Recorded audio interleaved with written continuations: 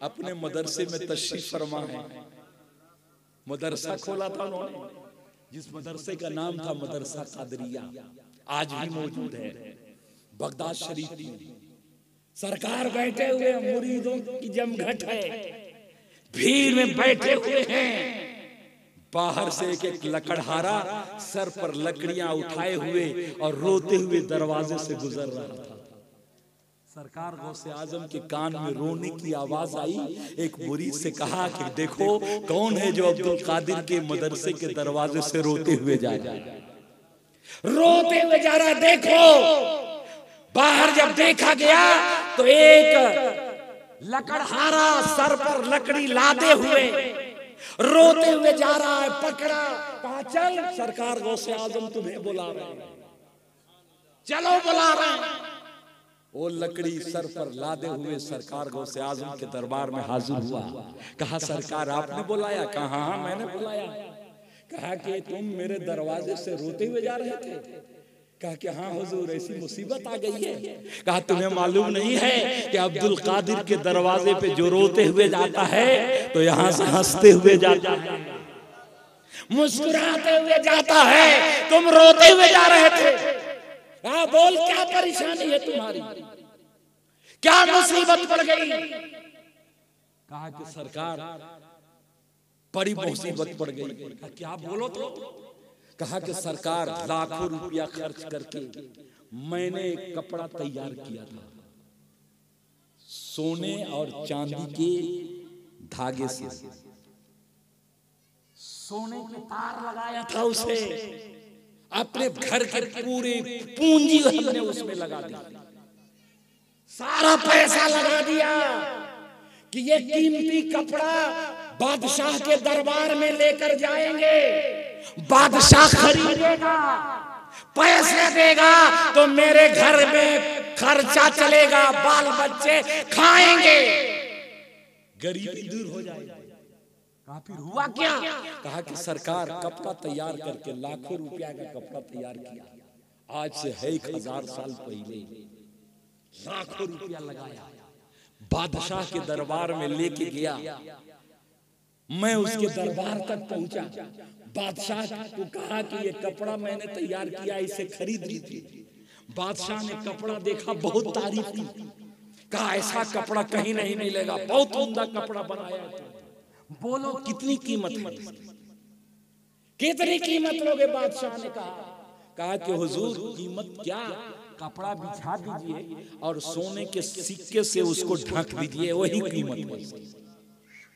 पूरे कपड़े पर सोने का सिक्का रख दीजिए, कपड़ा नजर नहीं आना चाहिए, पैसे से छुप जाना चाहिए पूरा कपड़ा, यही कीमत है। बादशाह सलामत, इतनी कीमत दे दीजिए, कपड़ा ले लीजिए। बादशाह ने कहा कि कपड़ा तो ठीक है मगर कीमत ज्यादा है, मैं नहीं लूंगा, मैं नहीं लूंगा, लगा यहां से, कीमत ज्यादा तुमने रखा है। वो गरीब कपड़ा वहां से उठाया, अब तो लूट चुका था, जो बादशाह न खरीद सका फिर बाजार में और कौन खरीदेगा इसे, कौन लेगा इसे जब बादशाह ही नहीं ले सका। कहा कि सरकार मेरे घर में रोटी के लोग मोहताज हैं, टुकड़े टुकड़े के मोहताज हैं, लुकमे के मोहताज हैं मेरे बाल बच्चे। मैंने घर की पूरी पूंजी इसमें लगा दी थी, मैंने सोचा था बादशाह पैसा देगा, मेरे घर में फिर खुशहाली आ जाएगी, लेकिन बादशाह ने धुतकार दिया, कपड़ा नहीं खरीदा। अब हम रोते हुए जा रहे हैं, अब हम क्या करें? कुर्बान जाओ, हमने गौस को ऐसे ही नहीं माना है, हमने गौस को ऐसे ही तस्लीम नहीं किया है, हमने गौस को इसी ऐसे ही नहीं माना है। सरकार गौसे आजम ने फरमाया बादशाह ने कपड़ा नहीं खरीदा? कहा कि नहीं हुजूर। कहा दिखाओ मुझे कपड़ा, मुझे कपड़े दिखाओ। उस गरीब ने कपड़ा दिखाया, कहा क्या कीमत है? कहा वही कीमत है हुजूर। कहा बिछा दो इसे। सरकार गौसे आजम घर के अंदर गए, अपने घर के अंदर गए और एक झोले में अशरफियां सोने की लेकर आए। मेरे गौसे आजम गरीब नहीं थे, मिस्कीन नहीं थे, दूसरे के नजराने पर पलने वाले नहीं थे। कहा क्या था उनके अंदर?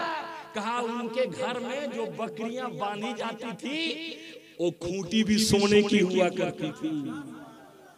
सरकार गौसे आजम इतने अमीर थे। उस जमाने में जो उनकी चादर होती थी यमन के 1000 रुपए की कीमत की होती थी। उस जमाने के 1000 उनकी जो चादर होती थी 1000 रुपए की होती थी। मगर कुर्बान जाओ अभी वो चादर लेते थे और मगरिब के बाद लिया कंधे पर और ऐशा के बाद अपने गरीब मुरीदों में बांट दिया गया, तकसीम कर दिया करते थे। सरकार गौसे आजम उस कपड़े को रखते नहीं थे। रुपए सोने के सिक्के लाए घर के अंदर से, कहा बिछाओ अपना कपड़ा, बिछाओ अपना कपड़ा। बिछाया गया। सरकार गौसे आजम ने कहा कि अपने से पूरे कपड़े को ढांको। रुपये से सिक्के से कपड़ा ढांका गया। ढांकने के बावजूद भी इतनी अशरफी बच गई। कहो सुभान अल्लाह। कहा बच गई, कहा का ये भी मैंने तुम्हें दे दिया और रुपये भी तुम्हें, ये सिक्के भी तुम्हें, ले जाओ कपड़ा हमें दे दो। कुर्बान जाओ कपड़ा ले लिया सरकार गौसे आजम ने। दर्जी को बुलाया, कहा मेरा जुब्बा तैयार करो।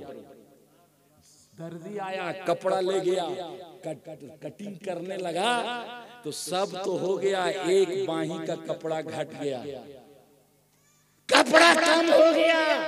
दौड़ा हुआ वो आया सरकार गौसे आजम के दरबार में, कहा कि सरकार कपड़ा कम हो गया, एक बाही का क्या करें? कहा कि तुम्हारे पास वो कपड़ा है? कहा कि हुजूर ऐसा कपड़ा मेरे पास नहीं है। कहा दुकान में तलाश करो। कहा कि हुजूर कहीं नहीं है, पूरी सल्तनत में ऐसा कपड़ा नहीं है। कहा कि फिर दर्जी ऐसा करो। कहा क्या? कहा कि एक बाही बोरे की लगा दो, टाट की लगा दो। कहा हुजूर दुनिया क्या कहेगी? कहा कहने दो, हमें उसकी परवाह नहीं है, एक बाही टाट के बोरे के लगा दो। बोरा के एक बाही लगा दो, जुब्बा तैयार है। एक तरफ लाखों का चमचमाता हुआ कपड़ा है, एक तरफ बाही जो है टाट की है, मोटे कपड़े की दरी की है। लगा के लाया सरकार गौसे आजम, उसे पहने बाजार में तशरीफ ले गए। लोगों ने देखा करे कपड़ा इतना अच्छा है, इधर देखो टाट लगा हुआ है। कहा ये कौन सा कपड़ा है, इधर इतना दाम का, इधर सारे लोग हैरत में हैं बाजार में, बगदाद के बाजार में। मगर कुर्बान जाओ तालचल के मुसलमानों याद रखना, सरकार गौसे आजम खड़े हो गए, भीड़ लग गई। एक तरफ काट है, एक तरफ इतनी कीमती कपड़ा है। खड़े हो गए, कहा लोगों ये मैंने ऐसा क्यों पहना है मालूम है? कहा नहीं हुजूर आप बताइए। कहा अच्छा कपड़ा मैंने इसलिए पहना है कि दुनिया के बादशाहों का गुरूर तोड़ दूं। आप भी बोलिए सुभान अल्लाह। मैंने इतना कीमती कपड़ा इसलिए पहना है कि दुनिया के दौलतमंदों और अमीरों, बादशाहों, खलीफाओं के गुरूर को तोड़ दूं। और मैंने इस तरफ टाट इसलिए पहना है कि मैं अपने दिल का गुरूर तोड़ दूं। इधर देखेंगे तो लोग कहेंगे इतना कपड़े, इतने कीमती कपड़ा, और इधर जब देखेंगे दिल कहेगा कि ये क्या हुआ, इतना घटिया कपड़ा। तो मैं दूसरे के गुरूर को तोड़ने के लिए अच्छा कपड़ा पहनता हूं और अपने दिल के गुरूर तोड़ने के लिए टाट के बाही लगा लेता हूं। उस जात का नाम है सरकार गौसे आजम। सुभान अल्लाह। कल भी बांट रहे थे सरकार गौसे आजम का, जब ये साल होने का टाइम आया तो खबर लोगों ने सुना, आसपास जंगल की आग की तरह बात फैल गई। सरकार गौसे आजम बिस्तर पर हैं, अब इंतकाल फरमा जाएंगे। जानते हैं लाखों आदमी की भीड़ बगदाद में जमा, लाखों लाख लोग रोते पीटते बगदाद में सरकार गौसे आजम की खानकाह के सामने लाखों की भीड़ जमा हो गई, रो रहे हैं। कोई अपने गरीबान फाड़ रहा है, कोई अपनी पगड़ी उछाल रहा है, कोई रो रहा है। कहते हैं कि कई सौ आदमी उस भीड़ में सरकार गौसे आजम के गम में इंतकाल फरमाए, सरकार के गम में कि सरकार गौसे आजम दुनिया से चले जाएंगे। अब हमारी तकलीफ को कौन सुनेगा, अब हमारी मुसीबतें कौन दूर करेगा, अब हमें मदद कौन करेगा, अब हमारी जिंदगी को कौन तब्दील करेगा। फूट फूट के रोते थे मुरीदों ने। कुछ मुरीदों ने जाकर सरकार गौसे आजम से अर्ज किया, सरकार आपके दरवाजे पर लाखों मुरीद फूट फूट के रो रहे हैं, आपकी जुदाई बर्दाश्त नहीं कर रहे हैं, और आंखों में आंसू हैं और फूट फूट के रो रहे हैं। सरकार, वो लोग बेहोश हो जा रहे हैं। सरकार गौसे आजम अपने बिस्तर से उठे, आखिरी वक्त है, बिस्तर से उठे और सहारा लिए हुए लाखों मुरीदों की भीड़ में तशरीफ ले गए। जाके वहां उन्होंने तकरीर फरमाई, नसीहत फरमाई, कहा कि लोगों, आदम भी तशरीफ ले गए, मूसा भी दुनिया से चले गए, ईसा भी चले गए, अंबियाए कराम गए, मेरे नबी मोहम्मद रसूलुल्लाह भी हमारी निगाहों से छूट गए, बड़े बड़े वली भी चले गए। सबको जाना है, मुझे भी जाना है। मेरे जाने के बाद मत रोना, आंसू मत बहाना, फूट फूट के मत रोना। लोगों ने कहा कि हुजूर कैसे नहीं रोएंगे, जब परेशानी आती थी तो आपके पास आता था, जब दुख होता था तो आपके पास आता था, जब मुकद्दर बिगड़ती थी तो आपके पास आता था, जब परेशान हो जाता था तो आपके पास जाता था, जब बेटियों की शादियां नहीं होती थी तो आपके पास आता था, जब गुर्बत की जिंदगी रहती थी तो आपके पास आता था। सरकार आप चले जाएंगे तो मेरी तकलीफों को कौन दूर करेगा, मेरी मुसीबतों को कौन दूर करेगा। कुर्बान जाओ। सरकार गौसे आजम ने इरशाद फरमाया कि मेरे घर पर कब आते थे, कहा कि हुजूर हर महीने की 11 तारीख को आता था। आने वाले तो रोज आते थे, मगर खास एक दिन था, उस दिन में सारे लोग आते थे। कहा कि अब चले जाओ अपने अपने घरों में, अपने अपने मुल्कों में चले जाओ, जहां जहां के रहने वाले हो सब चले जाओ। कहा कि हुजूर भेज रहे, कहा यहाँ मत आना। कहा कि हुजूर क्यों नहीं आएंगे, कहा कि जाओ अपने अपने घरों में 11वीं शरीफ करना, अपने अपने घरों में फातिहे का एहतमाम करना। पहले तुम आते थे, अब मेरी रूह सबके घरों में, मेरी रूह सबके घरों में पहुंच जाएगी। जब फातिहे का एहतमाम करोगे तो अब्दुल कादिर की रूह वहां मौजूद रहेगी। सुभान अल्लाह। इसलिए तालचर के मुसलमानों, जहां जहां जिस जिस इतिहाद के आए हो, सरकार गौसे आजम से रिश्ता जोड़ लो, अपने दिल की तार जोड़ लो। हर महीने की 11वीं तारीख को अपने घर में फातिहा करो। देख चढ़ाने की जरूरत नहीं है, 50 किलो के चढ़ाने की जरूरत नहीं है। थोड़ी सी सिरनी लो, जितने मुयस्सर है। अगर अल्लाह ने दिया है तो किलो 2 किलो ले सकते हो, उसमें मना नहीं, मगर जितने मुयस्सर हो उतने ले लो। मस्जिद के इमाम को बुलाओ, या खुद फातिहा करना जानते हो करो, अगर नहीं जानते हो तो इमाम बैठे, उसके बगल में खुद भी बैठ जाओ, खुद भी बैठो, इमाम ही पर मत छोड़ो, खुद भी बैठो। जब दुआ होने लगे तो तुम भी हाथ उठा दो। इतना तो कह सकते हो, सरकार गौसे आजम, मैं भी आपका मुरीद हूँ, मैं भी आपका दीवाना हूँ, आपका नाम लेने वाला हूँ। वहां बैठ सकते हो। जब फातिहा होगा तो तार की निस्बत लग जाएगी, दिलों का ताल्लुक जुड़ जाएगा। और जब गौसे आजम के सरकार में पहुंचोगे तो सरकार गौसे आजम तुम्हें नवाज। इतना तो कर सकते हो कि नहीं कर सकते हो? करो, खुद भी फातिहा पढ़ो, सीख लो, अपने बाल बच्चों को सिखाओ, अपने घर में बेटियों को सिखाओ। सरकार गौसे आजम के नाम लेने वाले घर में रहेंगे तो अल्लाह ताला सरकार गौसे आजम के सदके में सब पर फजल फरमाए। फिर दुखी नहीं रहोगे, परेशान हाल नहीं रहोगे, मजबूर नहीं रहोगे, परेशान हाल नहीं रहोगे। दिल का रिश्ता जोड़ो। सरकार गौसे आजम के दरबार में तकरीर सुनने मिस्र से एक आदमी आया करता था। सुभान अल्लाह बोल दो। मिस्र से आता था तकरीर सुनने। सरकार गौसे आजम हफ्ता में 2 दिन तकरीर फरमाया करते थे। मैदान में जैसे बताए भीड़ होती थी।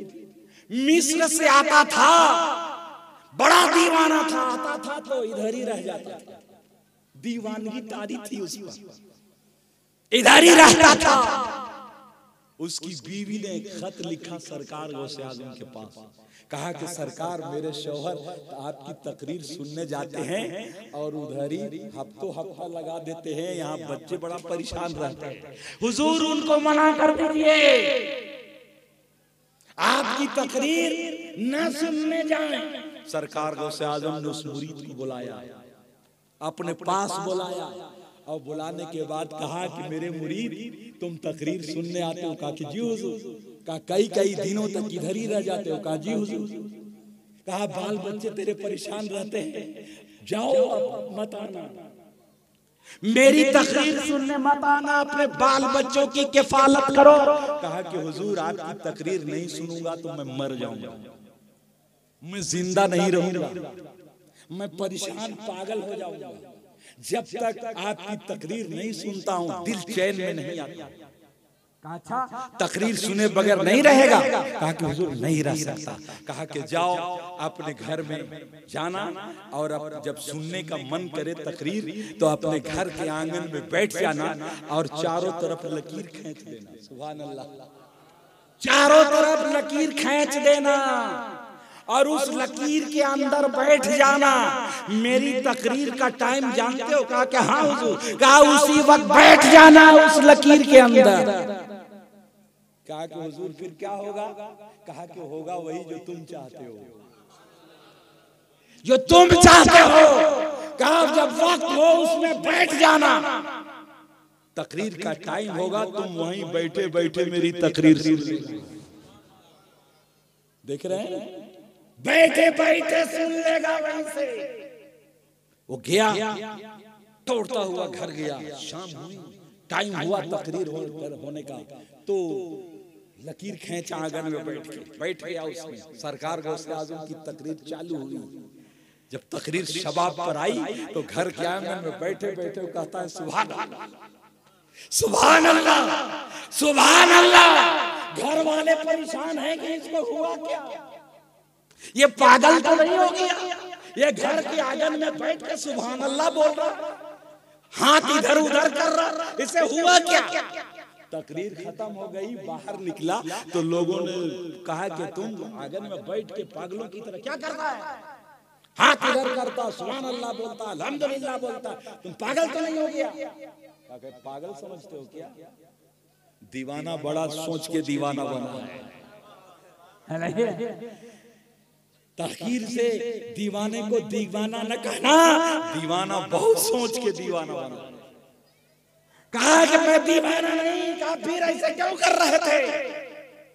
कहा कि तुम भी देखेगा। कहा कि दिखाओ, तुम भी देखेगा, मैं भी देखूंगा। इसने उसने सारे मोहल्ले के लोगों को बुला लिया।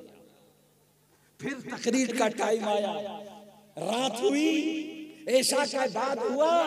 घर में पहले छोटी सी लकीर खींचता था, आज बड़ी लकीर खींच दिया। सबको उस लकीर के अंदर बैठाया। फिर गौसे आजम की तकरीर का टाइम हुआ। सरकार कुर्सी खताबत पर बैठे, लाइव टेलीकास्ट हो रहा था। दुनिया 1000 बरस के बाद लाइव टेलीकास्ट करती है। मेरे गौसे आजम ने 1000 साल पहले लाइव टेलीकास्ट फरमा दिया। तार की जरूरत नहीं, लाइन की जरूरत नहीं, मशीन की जरूरत नहीं, सिर्फ लकीर खींच लेना, लाइव टेलीकास्ट होता रहेगा। मालूम हुआ कि दुनिया साइंस में अभी इस्लाम से 1000 साल पीछे है। 1000 साल पीछे। सुनते रहे सुभान अल्लाह। घर के आंगन में बैठे बैठे सारे लोगों ने सरकार गौसे आजम की तकरीर उसी लकीर के अंदर बैठे सुन। क्या गौसे आजम की शान है। सुनियो, जो गौसे आजम मिस्र के मुरीद को तकरीर सुना रहे थे, ओ सरकार गौसे आजम तालचर के सुन्नियों की भी तकरीर सुन लेंगे, कभी उनकी विपदा सुन लेंगे, उनकी मुसीबतों में पुकारे हुई आवाज सुन लेंगे। पुकार के तो देखो, सरकार गौसे आजम को आवाज दे करके तो देखो, टूटे हुए दिल से पुकार करके देखो। सरकार गौसे आजम फरमाते हैं, उसकी आवाज खत्म होने से पहले मैं जवाब देता। उसकी पुकार अभी खत्म नहीं हुई है, सरकार गौसे आजम पहले ही उसकी मुराद पूरी फरमाते हैं। ओ सरकार गौसे आजम, ओ मेरे पीर हैं, ओ पीरों के पीर हैं, सबकी मुरादें पूरी फरमाते हैं। सरकार गौसे आजम की एक और शान बता रहा हूं। ढूंढना, ढूंढते ढूंढते बहुत दूर चल जाओगे, फिर भी सब जल्दी नहीं मिलेगा। जिस तरह अल्लाह के रसूल सल्लल्लाहु अलैहि वसल्लम की बेशुमार मौजज़ात हैं, इसी तरह सरकार गौसे आजम के बेशुमार करामत हैं, बेशुमार। सरकार गौसे आजम फरमाते, अल्लाह ने मुझे अपने नाना के नक्शे कदम पर पैदा फरमाया है। नक्शे कदम के मतलब क्या, कि जो सरकार ने फरमाया है वो चीजें गौसे आजम की जात से भी सादिर होंगी, है ना। नक्शे कदम पर पैदा फरमाया है। सरकार गौसे आजम की बेशुमार करामतें हैं, गिनोगे तो गिन नहीं सकते। बगदाद की गलियां गवाह हैं, वहां के जर्रे जर्रे गवाह हैं। सरकार गौसे आजम तकरीर फरमा रहे हैं। तकरीर के दौरान सरकार गौसे आजम का इमामा शरीफ खुल गया। जब खुला तो सरकार गौसे आजम जला लिया गया। जलाल में जब आए तो सारे मुरीदों ने अपना अपना इमामा उतार के सरकार गौसे आजम के कदमों में डाल दिया। क्या है, सब में वारफ्त की तारी हो गई। वो भी अपना दस्तार उतार रहा है, वो भी अपनी पगड़ी उतार के रख रहा है, वो भी टोपी उतार के रख रहा है, सब उतार के रख दिए। सरकार गौसे आजम जला रहे हैं। कुर्बान जाओ, जब जलाल कुछ कम हुआ, जमाल में तशरीफ लाए तो अपना इमामा को दुरुस्त फरमाया, और दुरुस्त फरमाने के बाद सबका इमामा वापस कर दिया। कहा सब इमामा बांध लो, अपना इमामा बांधो। सबने इमामा बांध दिया।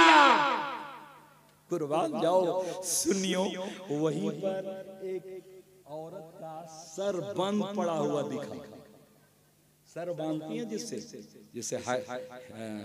हिजाब बोलते हैं, सर को बांधती है, वो कपड़ा वहां रखा हुआ था।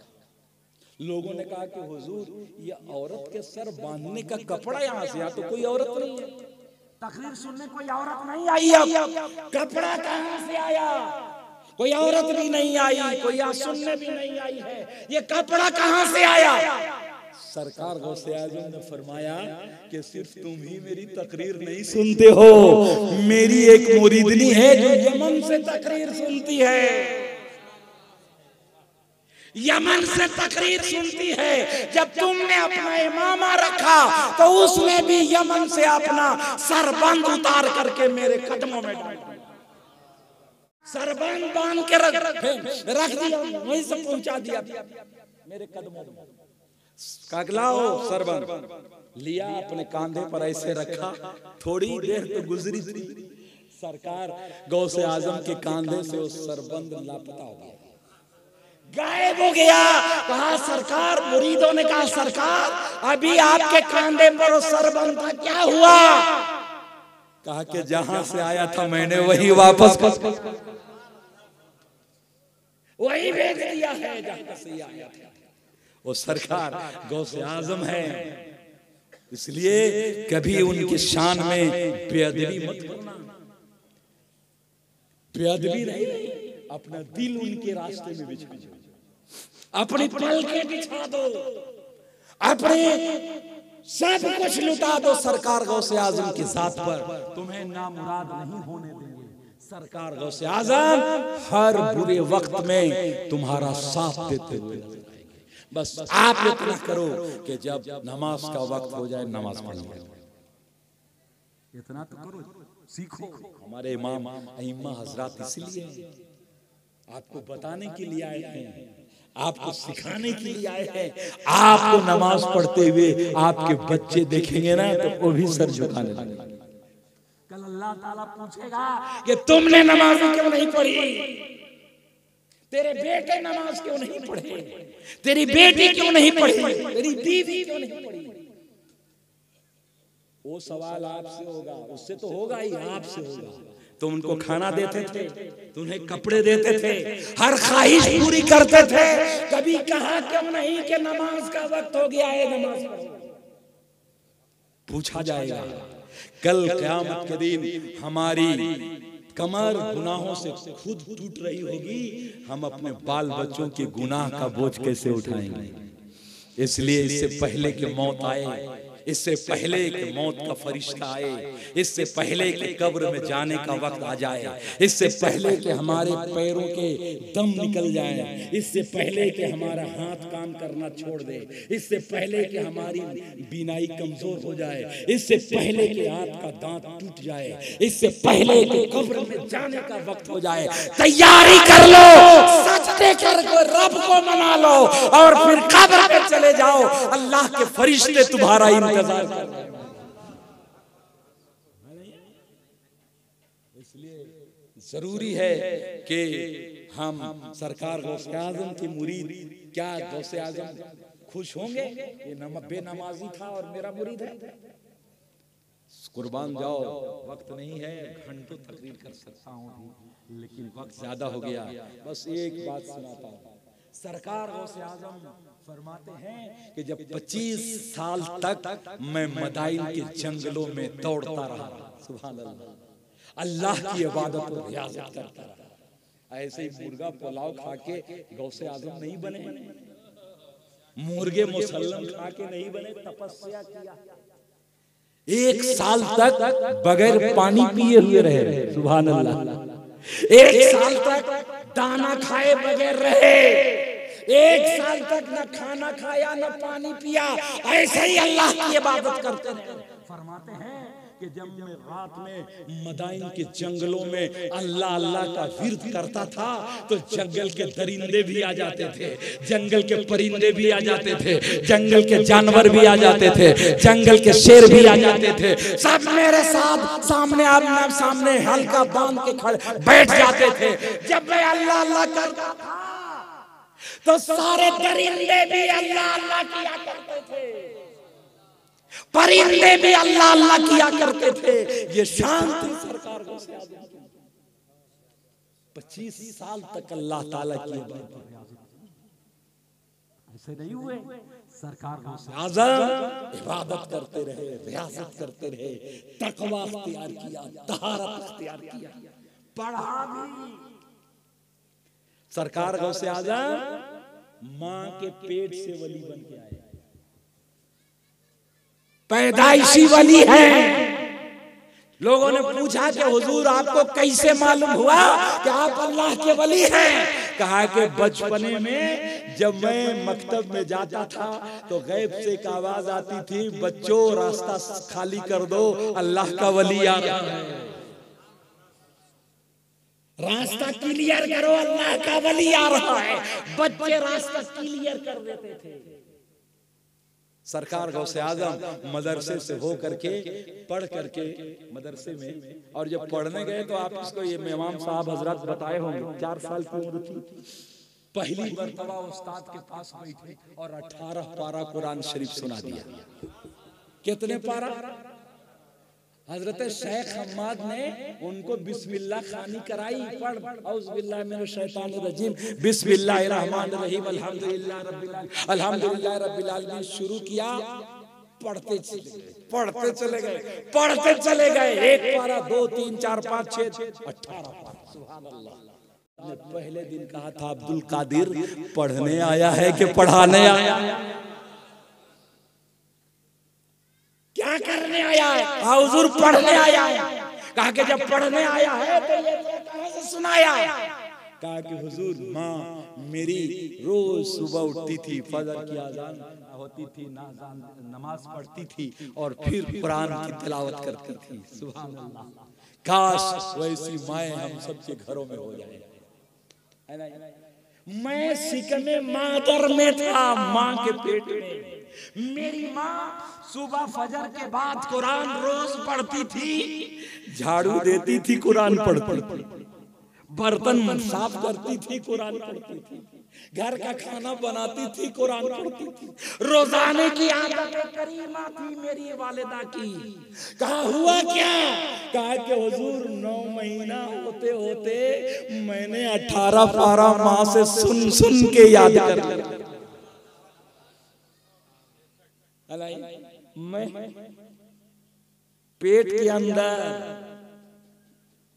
9 महीना में 18 पारा हिफ्ज कर लिया। जो हाफिज कुरान 18 पारे का हो, मकतब में पहली बार गया हो, पढ़ना शुरू किया तो 18 पारा सुना दिया। एक दिन दौड़े हुए घर आए, मकतब से माँ की गोद में बैठ गए। कहा मम्मी कहाँ बेटा बोलो? कहा कि एक बात बोले? कहा कि बोलो। कहा कि बात बोले? कहा बोलो। कहा कि माँ मेरा आपके ऊपर एक बहुत बड़ा एहसान है, बहुत बड़ा एहसान है। कहा कि अभी तुम्हारा दूध का दांत नहीं टूटा है, मुझ पर एहसान क्या किया?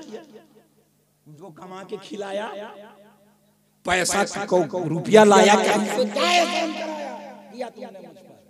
कहा कि मम्मी नाराज न हो, मैंने आप पर एहसान किया। क्या एहसान किया? बोलो। 4 साल की उम्र है, 4.5 साल की, 5 साल की। कहा कि एहसान है आपके ऊपर मेरा, अब्दुल कादिर का आपके ऊपर। क्या एहसान किया है तुमने?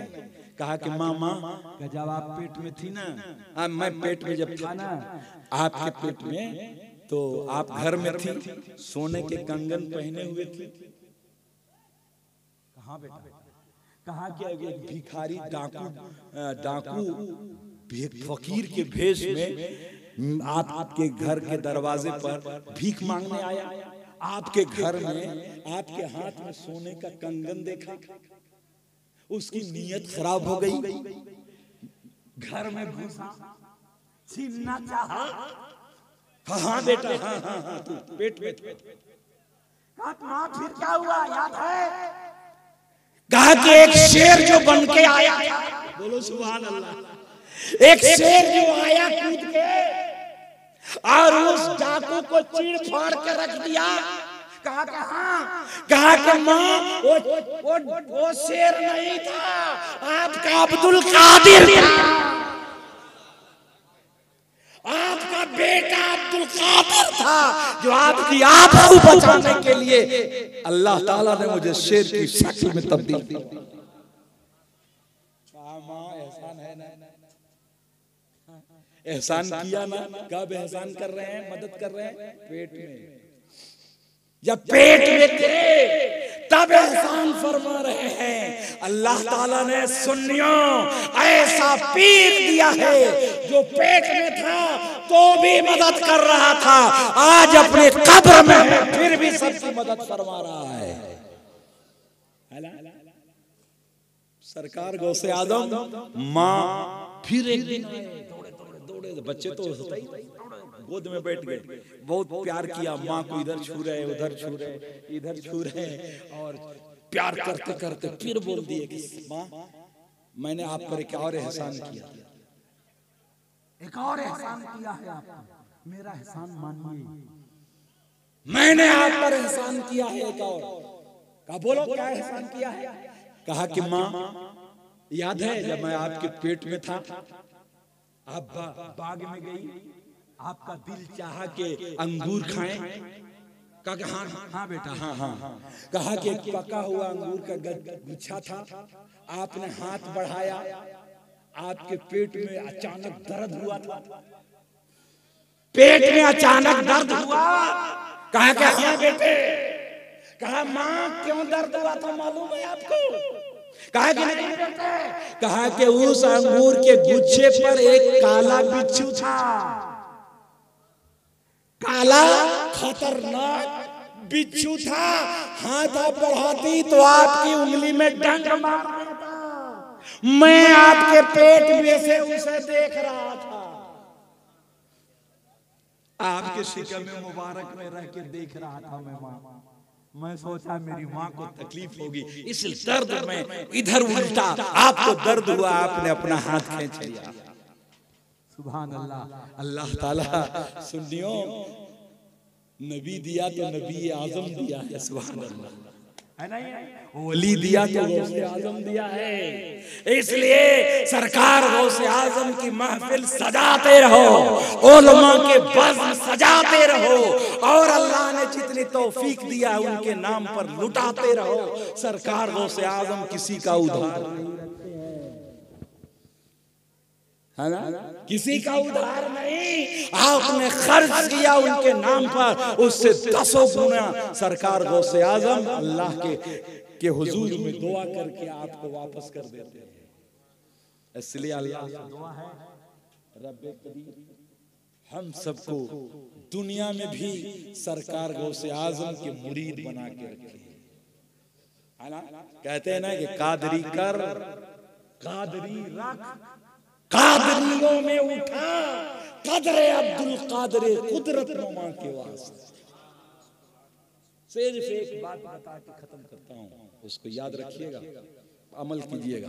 कहा क्या? कहा कि सरकार गौसे आजम ने फरमाया कि अल्लाह की बारगाह में मैंने 70 शर्तें रखी थी बगदाद में रहने के लिए। मैंने अल्लाह से अर्ज किया, मौला अब तो पढ़ाई खत्म हो गई है, रियाजत भी हो गई है 25 साल, अब कहाँ जाएं? तो अल्लाह ने फरमाया कि बगदाद में रहना है। कहा कि मौला यहाँ तो बहुत चोर डाकू उचक्के, यहाँ नहीं रहूंगा। कहा कि मैंने बगदाद में रहने के लिए तुमको पैदा किया है, सुभान अल्लाह।